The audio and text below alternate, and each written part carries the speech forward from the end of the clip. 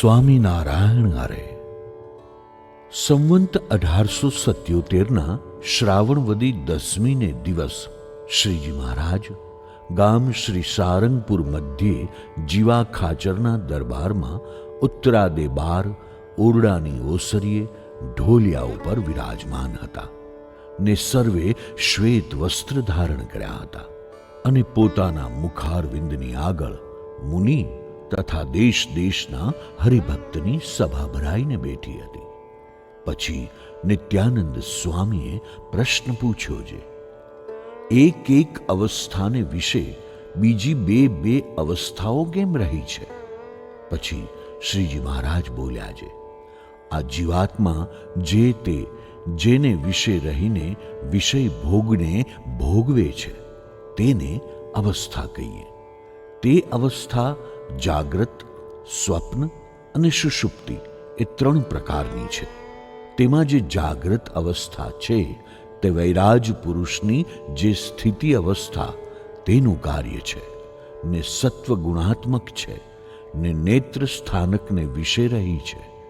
એવી જે જાગ્રત અવસ્થા તેને વિશે વિશ્વાભિમાની નામે જે આ જીવાત્મા તે સ્થૂળ દેહના અભિમાને સહિત થકો 10 ઇન્દ્રિયો ને 4 અંતઃકરણે કરીને વિવેકે સહિત યથાર્થપણે પોતાના પૂર્વ કર્મને અનુસારે બાહ્ય શબ્દાદિક 5 વિષયના ભોગને ભોગવે છે તેને સત્વગુણ પ્રધાન એવી જાગ્રત અવસ્થા કહીએ. અને એ જાગ્રતને વિશે જો એ જીવાત્મા ભ્રાંતિએ કરીને અયથાર્થપણે બાહ્ય વિષય ભોગને ભોગવે છે તો તેને જાગ્રતને વિશે સ્વપ્ન કહીએ.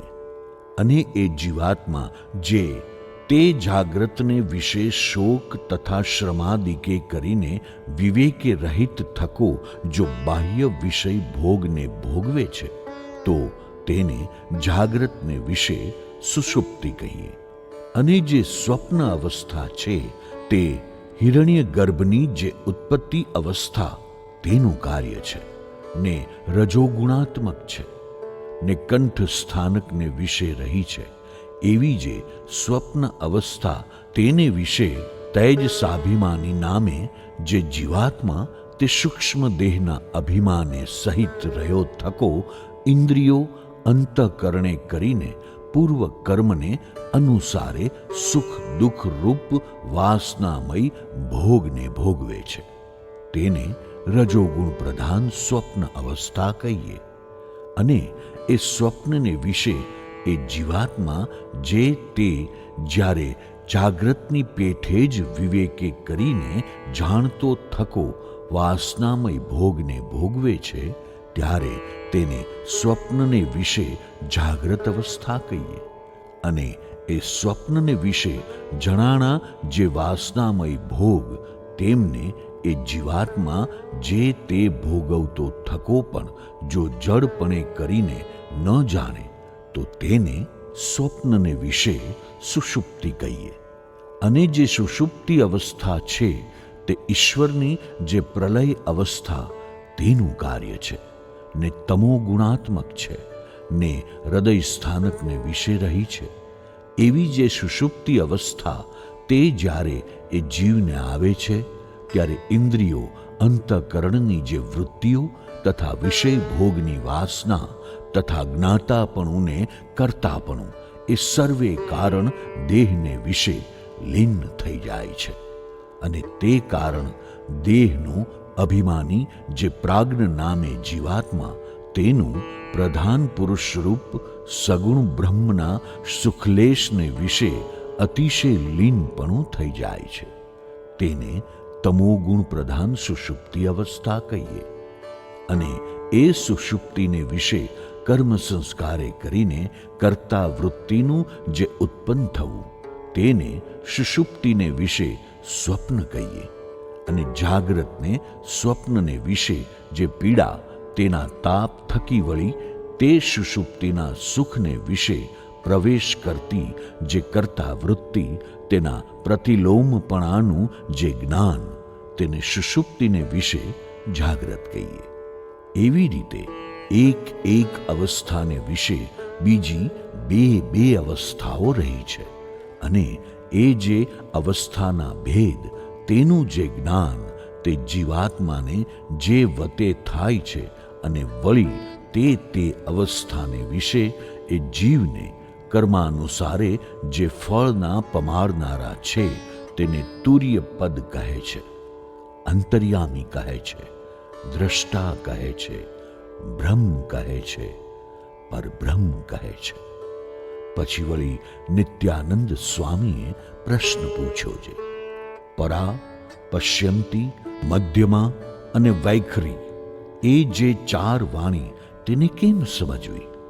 ત્યારે શ્રીજી મહારાજ બોલ્યા છે, એ વાર્તા તો બહુ મોટી છે ને અતિશય સૂક્ષ્મ છે, અને શ્રીમદ ભાગવતના 11 સ્કંદને વિશે શ્રી કૃષ્ણ ભગવાને ઉદ્ધવજી પ્રત્યે કહી છે તેને સંક્ષેપે કરીને કહીએ તે સાંભળો છે.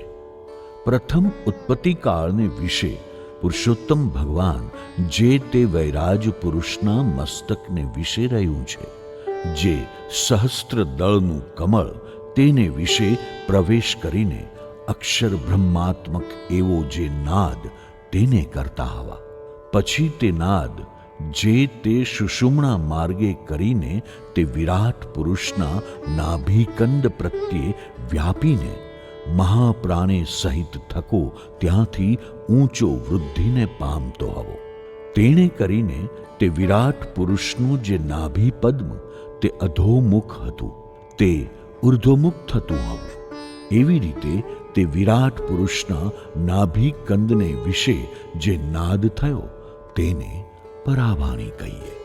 અને તે પરાવાણી જે તે વેદની ઉત્પત્તિને અર્થે પોતે ભગવાને બીજ રૂપે કરીને પ્રકાશી છે, ને તેજના પ્રવાહરૂપ છે, ને અર્ધમાત્રારૂપ છે. પછી તે પરાવાણી જે તે ત્યાં થકી તે વિરાટના હૃદયાકાશને પામીને પશ્યંતી નામે થતી હવી, ને ત્યાં થકી કંઠદેશને પામીને મધ્યમા નામે થતી હવી, ને ત્યાંથી તે વિરાટના મુખને પામીને વૈખરી સંજ્ઞાને પામતી હવી, અને અકાર, ઉકાર ને મકાર એ 3 વર્ણ રૂપે થઈને પ્રણવ રૂપે થતી હવી, ને પછી 52 અક્ષર રૂપે થઈને 4 વેદ રૂપે થતી હવી. એવી રીતે વિરાટ પુરુષને વિશે પરા, પશ્યંતી, મધ્યમા અને વૈખરી એ 4 વાણી સમજવી. હવે આ જીવના દેહને વિશે પણ 4 વાણી કહીએ તે સાંભળો છે. એના એ પુરુષોત્તમ ભગવાન તે જીવને વિશે અંતર્યામી રૂપે કરીને રહ્યા છે, ને એ જીવની જે 3 અવસ્થા તેને વિશે સ્વતંત્ર થકા અનુસ્યુત છે, એવા જે ભગવાન તે જ જીવના કલ્યાણને અર્થે પૃથ્વીને વિશે અવતાર ધારે છે.